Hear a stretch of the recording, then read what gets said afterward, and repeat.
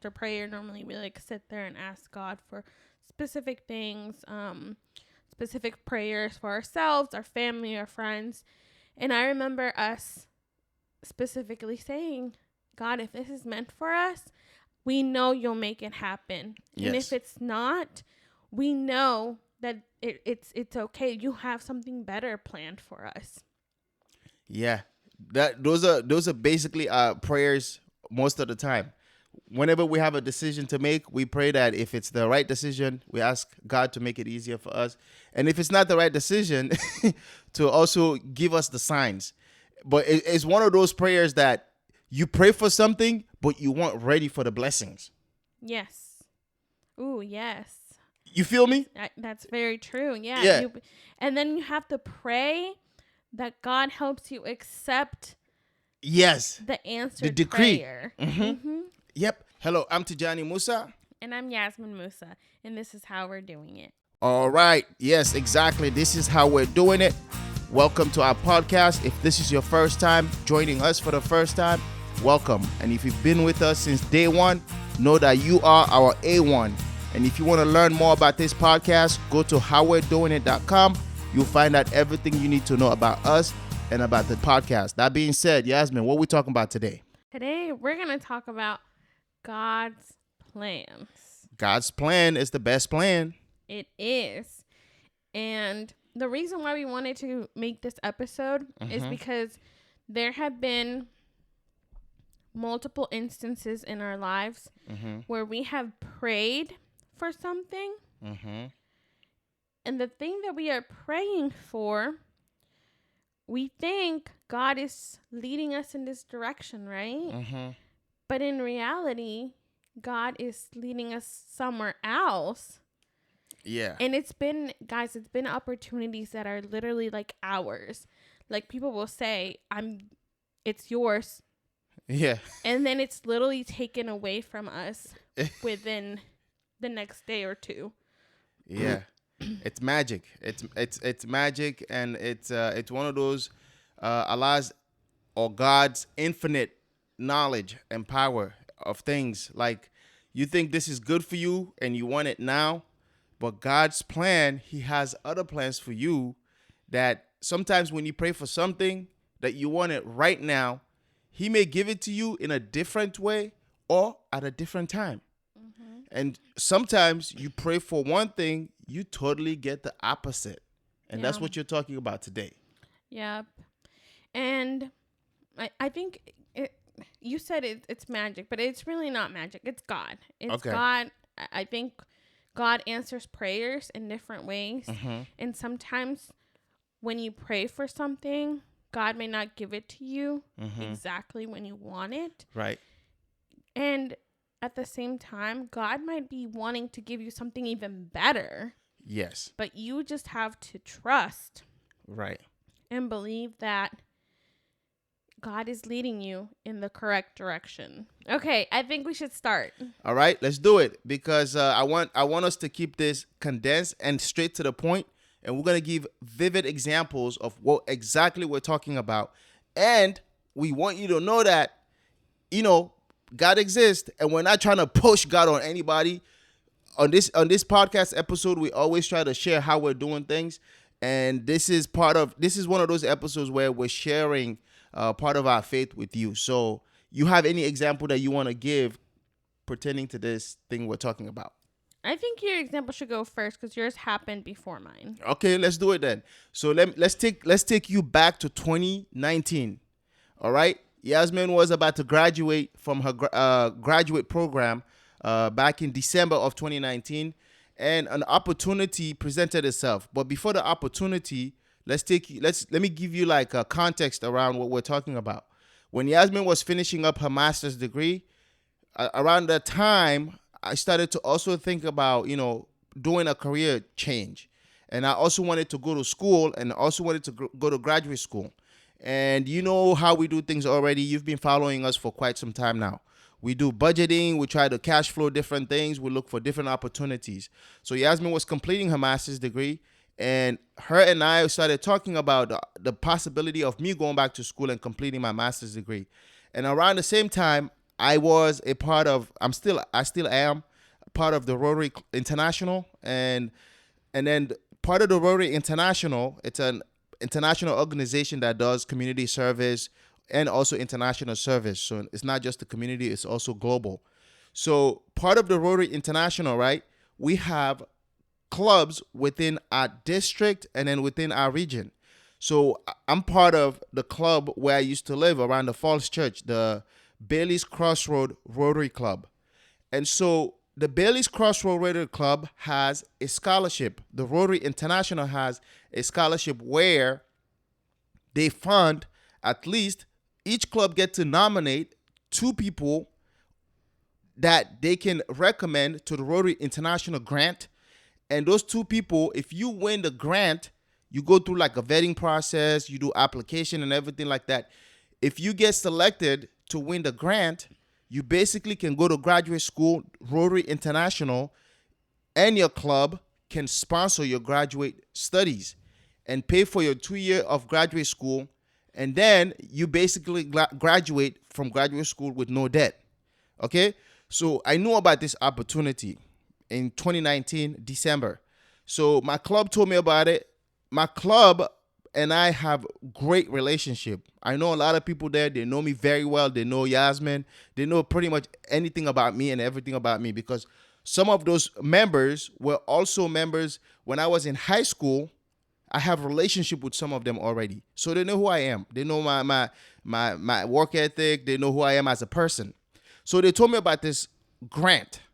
They said, but Tijani, before we really want you to apply for this grant. We think you're a strong candidate for this grant. I said, okay, let me look into this grant. So I look into the grant.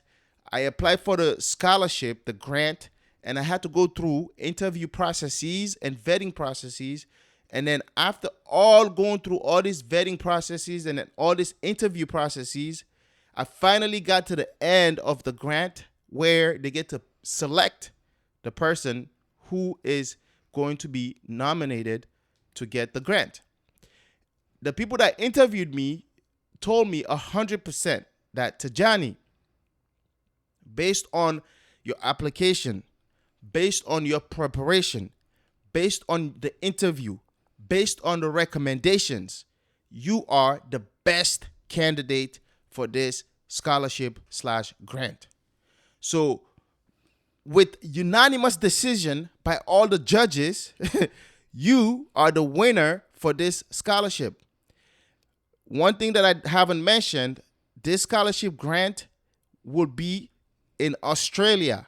There's a university in Australia called Queensland University in Australia, where if I were to win this scholarship grant, I'll be studying in Australia for 2 years for my master's program. So when it was time, when decision time came about to decide whether or not they would award me the scholarship, guess what happened? They said no. They said no. That's right. Remember what I just said? Everybody that was on the panel, everybody that was on the interview decision making, they said 100% this scholarship was mine. And I won the scholarship based on everything that I've put forth, including my interview. They said I won the scholarship. But when it was decision time to actually give me the scholarship, they said no to that. And this was in December. Yeah. I think it was after I had already graduated, right before the holidays. Like, we were just waiting to hear back at this point. Yeah. And let me tell you this. I was destroyed. I think we both were. I was destroyed. And I was not the only one that was destroyed. Yazmin was affected too. And the people, one of my mentor in the Rotary Club, our club, she called me crying about this decision that they took the scholarship from me. She called me crying and begging and apologizing. She had nothing to do with the decision. She was not even part of the interview board. She's just a club member. But she also thought that the scholarship was designed just for me. And I was going to get the scholarship without any questions, without any hesitations. So when they said that the scholarship was not going to be awarded to me, she called me crying on the phone, apologizing for something that she did not do. I mean, at the time, I just remember both of us were very emotional because it wasn't anything that was solid yet, but you had been preparing for months. Oh, yeah. And on top of that, we had already spoken, like, what's going to happen, right? Like, I'm just finishing my program. You know, this would be like a move like around the summer of 2020. Yes. You know, we were talking about what that could potentially look like, thinking about job opportunities for me, all the things. Yes. We thought about, because in 2019 is when we also got married.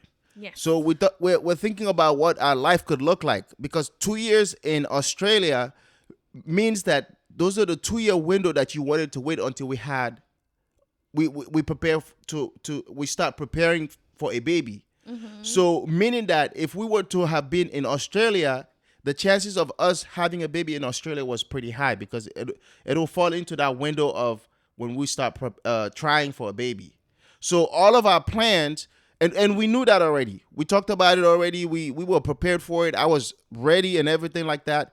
And so when this did not fall through, I was very, very devastated. But you know, the whole time though, we were praying for God's guidance. The whole time, you know, as Muslims, we pray 5 times a day. You know, we ask after prayer. Normally, we like sit there and ask God for specific things, specific prayers for ourselves, our family, our friends. And I remember us specifically saying, God, if this is meant for us, we know you'll make it happen. Yes. And if it's not, we know that it's okay. You have something better planned for us.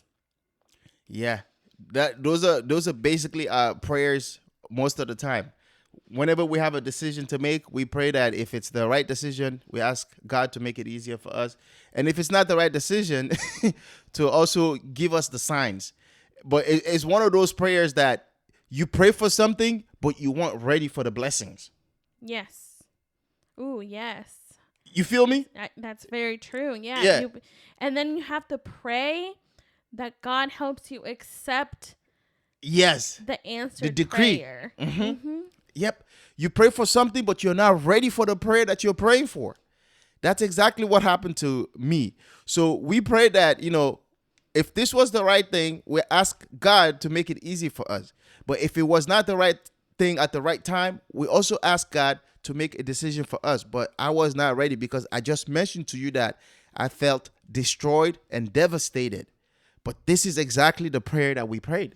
I think that maybe the way it was presented as well to you, right? Like I think that if they had just told you, hey, look, you didn't get it, without any context, right, of you were the first person, right. It was unanimously awarded to you, but we can't give it to you. I think that if that had not been said, we all would have been better off. Yes, because accepting it. Absolutely, because I've received rejections before. Plenty. Yep, job rejections. I've received, scholarship rejections and everything like that. But they never tell you that, hey, you're 100% the candidate that we're going to give this to. And then they come back and say, nah, we can't give this to you. And you know what they told me too? No. We're doing this for you. Oh, yeah, I do remember that. Yeah. You just got married. You're newlywed. And we're doing this for you. So we don't want to give you this scholarship because we're trying to protect you. Yeah, I remember something along the lines, because you showed me the email. Yeah. Something along the lines of, we don't want to do this to your young marriage. Yeah. Which at the time, we're like, what? Like, what is it to you? Yeah. It worked out. But, answered prayer. Like, let's be real. Okay, 2020 is also when the world shut down for a pandemic. Would we have been able to move?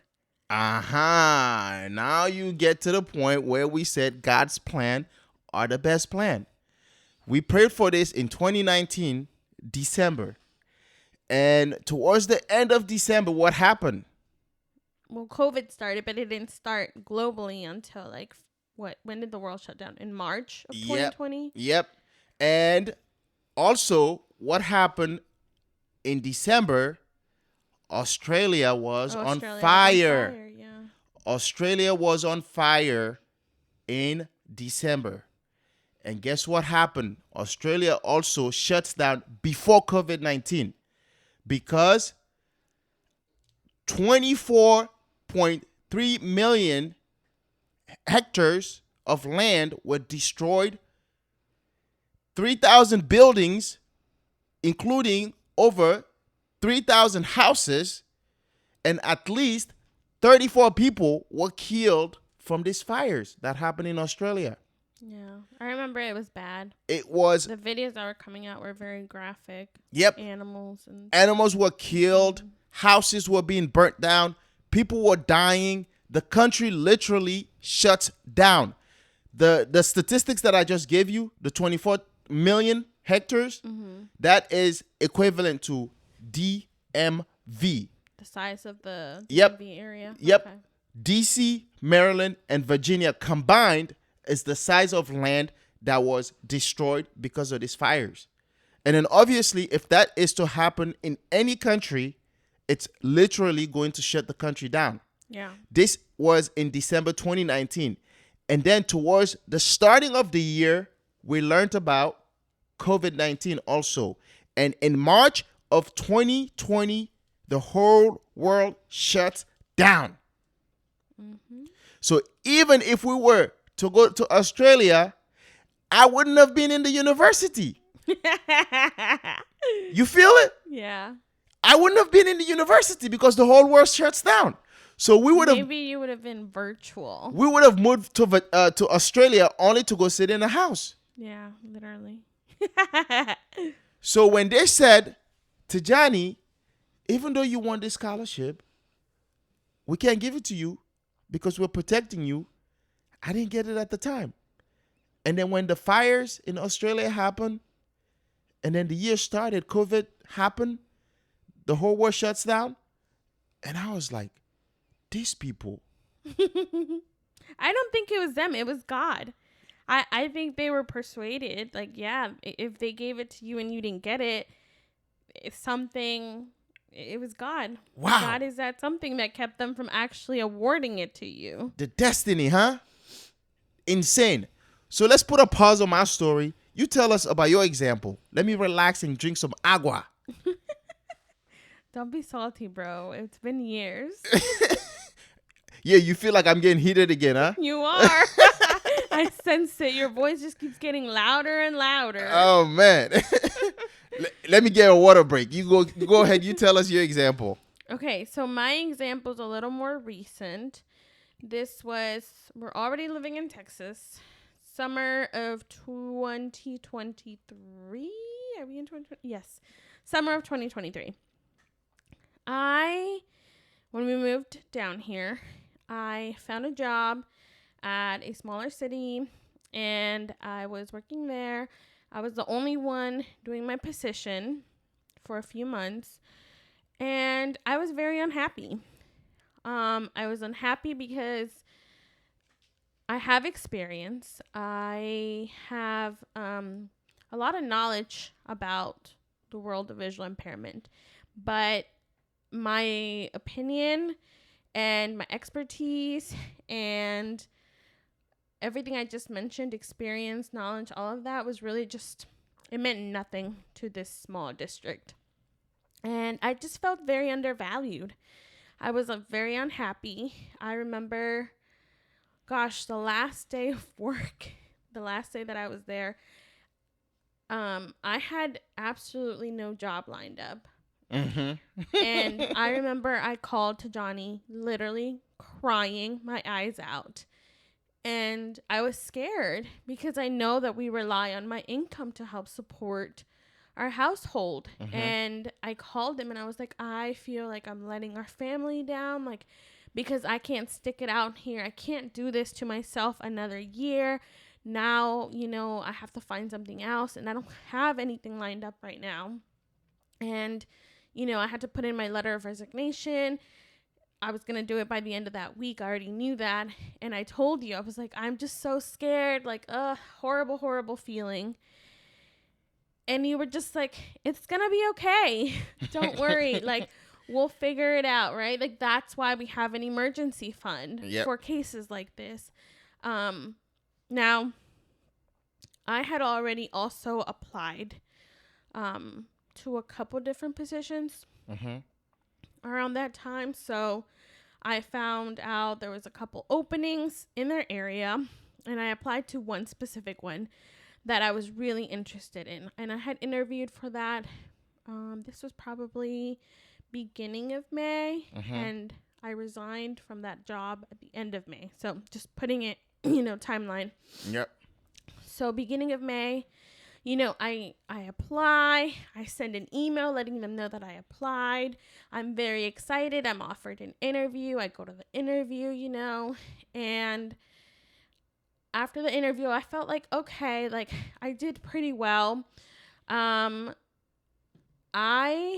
The biggest thing is that I was asked to do, look at some, like, a student's fake paperwork and kind of like say like what parts were missing and how I would serve this student, right? Like create a goal for the student. And I thought, that went okay for me. I didn't think it went great because, when I looked at it, I like completely diagnosed the kid with something else in my head. And I said, this is how I would treat it. And then in the interview, they were like, wait, but that's not the diagnosis. And it wasn't, but I know based on my experience that everything that was presented on the information was leading to this one diagnosis. So I was confident on that. Even though it didn't go great, I was like, that's okay. Like that's why we have like teams. That's why, it's not just me. I would have somebody supporting me. Like I can figure that stuff out, Right. And so this, after the interview, I'm just kind of waiting, and I'm waiting for a good while. At one point I did contact the place again. Well, obviously I did my follow-up email thanking them, but then a little bit after that, I contacted them again just because I knew that I needed to make a decision. And I was confused as to what the timeline was. How many days did I have to give enough notice for the district that I was leaving? And I didn't hear back for a little while. Okay. Now, I quit the job. This is end of May. I quit the job. We're done here no matter what. Like, I don't have anything lined up, but I'm leaving. Like, we know that I'm leaving. And I haven't heard back from my first choice. Okay. Right. Now, out of desperation, I was like, well, at this point, I just need a job. I have experience not just being a teacher of visual impairment. I have experience doing many other things. Let me apply to all these other districts. There were a couple teacher of visual impairments opening at other districts. I applied for those. Those were my second choice, obviously. And then lastly, my third choice would be like other districts where I could just be a special ed teacher. It might mean like going back into the classroom, but I was okay with that because I knew that, I just needed the income. And I was like, maybe I'll do it for a year. We'll see. So, my second choice, I interview with them. I apply. I let them know through email. I get the interview. And like the very next day, they call me and they offer me the job. And I'm like, okay, great. Like now I have this job where I would be doing the same exact thing, teacher of visual impairment. And I have, this position. And then the first choice calls me and they're like, hey, we're just following up, they said I didn't get the position I applied for, but they had a second opening and they were willing to, give it to me. Right. I remember and I was so excited. I was like, oh my God, that's awesome news. Yay. And they were like, all we're waiting for is for, the district to confirm and sign the contract. That should be happening in the next day. We will give you a call. The job is yours. Just stay near your phone because I'm about to call you and officially offer you the job. And this is my first choice, right? Like, I'm ready to say, yes, let's go. Like, no thinking back. Right. Meanwhile, my second choice already offered me the job. I've already spoken with human resources. We've talked salary. We've talked all the things. They're literally just waiting for me to say yes. But I didn't know this at the time, but I told them I need a day to think about it. Right. And we always do that. We always take a day, make decisions. Yep. I wanted to run numbers by you and just kind of chat about what it would mean for us. And then, this is also in the middle of us traveling at this point. Yes. So I don't really remember when, if not it all happened, exactly dates. But I do know that you and I at the time, we were praying for me to find a job where I felt valued, where I had a strong team support, where I felt like as a minority, people are going to see that as like a strength rather than a weakness for me. And they're going to value me for the experience that I have and what I bring to the table based on me and how I look. And, that was our prayer. That was our prayer. A place where I would be happy. We at the point we weren't even thinking like money wise. We were just like somewhere where my mental health is not gonna suffer. Yep. And that was our prayer for like weeks. Since I thought, the thought of leaving that job that wasn't valuing me crossed my mind. That's what we started praying for. So come to find out, it's like a few days later, that the first choice job just never calls me back. They just never contact me again. Now, mind you, they were like, we're going to call you real soon. And like the next day or so, stay near your phone. That never happened. To this day, they never followed up or said anything. Matter of fact, the person who I interviewed with has seen me in other settings, does not even recognize me. And it's not because of my hijab. Nope. It's not because of that. I wasn't wearing it at the time of the interview, but when she saw me, she also didn't recognize me. So yeah. And the second option, they were already waiting for me. At this point, me and you talked, and we were like, I'm just going to take it, No, it's not my first choice, but it's also a job doing what I love to do, working with students with visual impairments.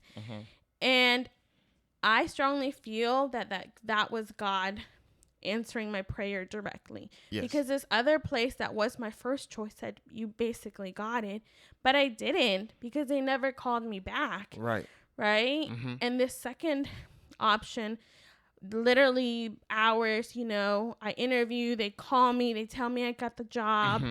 Then I'm already talking to human resources. They're waiting for me. Right. They're literally waiting for me. Like I said yes. And I was like still hopeful that the other place would contact me. So I took a couple of days to sign my contract. Yes. Just trying to delay it because, until you sign a contract, it's not for sure. Right. But, looking back at it, I'm like, I think this was probably a few months after. Like, I remember leaving a staff meeting and feeling like God answered my prayer. Like, there is a reason why I'm working here in this district and why I'm not working at the other place that was my first choice that I thought I really wanted. Yes. Like, there is a reason why I'm working where I'm at right now. I feel like I'm making a big difference with my students, being Latina, being able to speak Spanish. I feel like that's a huge asset to my team, a huge asset to the community in general, because we have a huge Latino population. I feel like kids can relate to me. I feel like I also bring a connection to like Muslim students who we also have in the district. So I just, I'm literally like walking diversity to this team.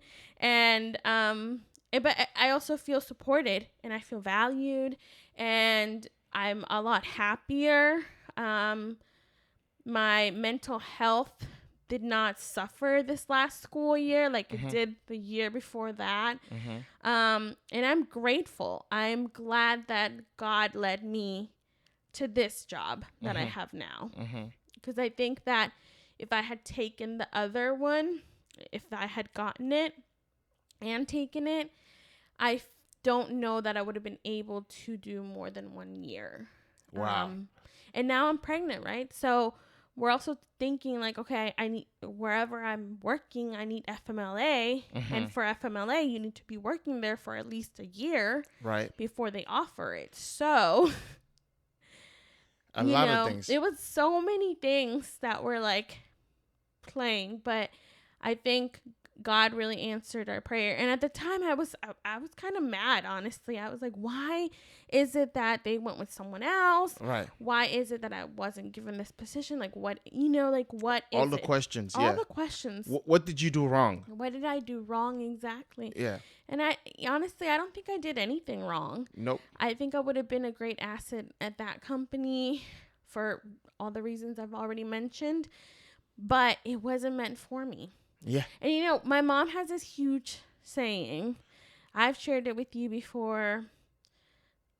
I don't know if you've heard it directly from her, but my mom always likes to say, "Lo que es de Pedro no se lo quita Juan." Yeah. Or I think it's the other way around. Lo que es de Juan no se lo quita Pedro. It doesn't matter what name comes first. It doesn't matter what name comes first. What does it mean? The message.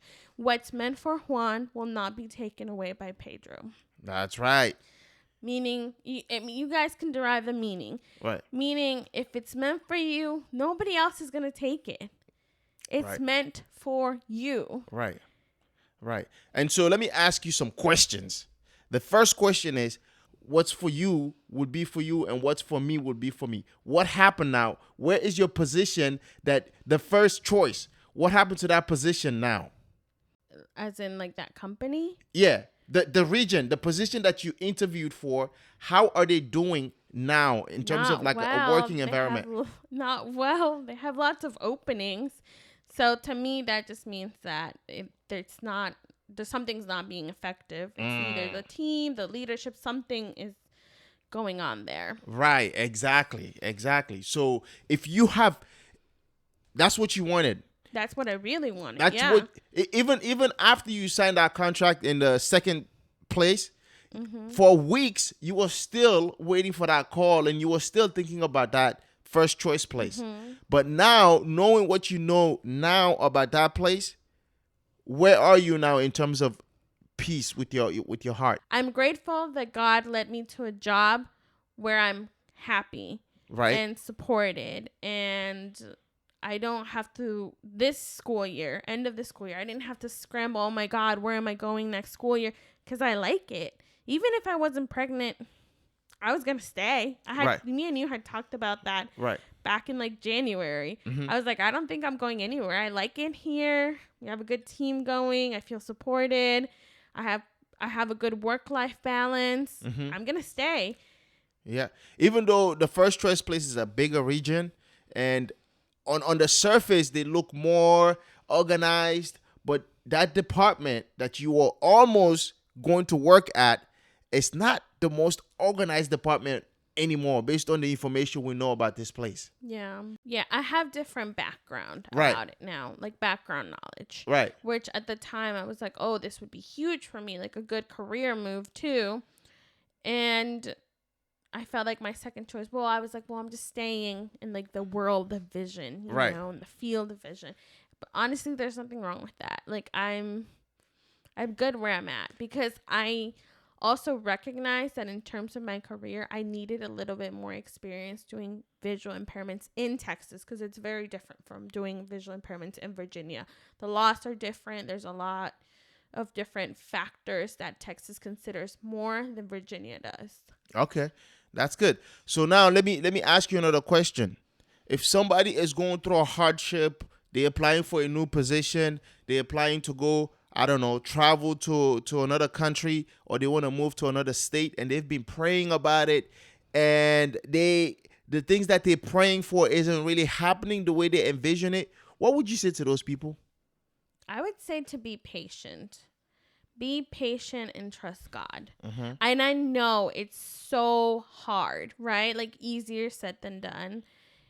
But sometimes the prayer is not answered in the way that we want it. It's answered in the way that we need it. Wow. And that's huge. When you can shift your mind to, God, I know I want this and it's not happening because it's not meant for me. I know you have a bigger plan for me. Wow. That when you make that shift in your mind, I think your whole world opens up. Because when an opportunity is not given to you, when an opportunity is given to someone else, or whatever the case, when it's not for you, instead of being upset, instead of hurting, you say thank you. Wow. You thank God. You're grateful that God didn't put you in that position.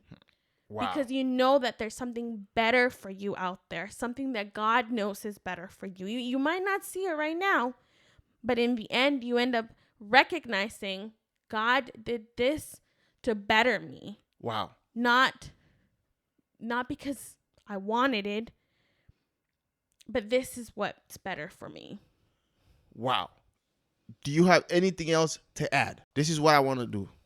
I want us to end this episode on the phrase from your mom one more time. Give it to us. Lo que es de Juan no se lo quita Pedro. What is meant for Juan will not be taken away by Pedro. And that's how we're doing it. Thank you for listening to another episode of How We're Doing It. We want to hear from you. Contact us at hwdipodcast@gmail.com or leave a comment. If you like the show, consider subscribing in order to get notified of new episodes. Thank you for listening, and we'll see you again on the next episode. Mama. Bye-bye.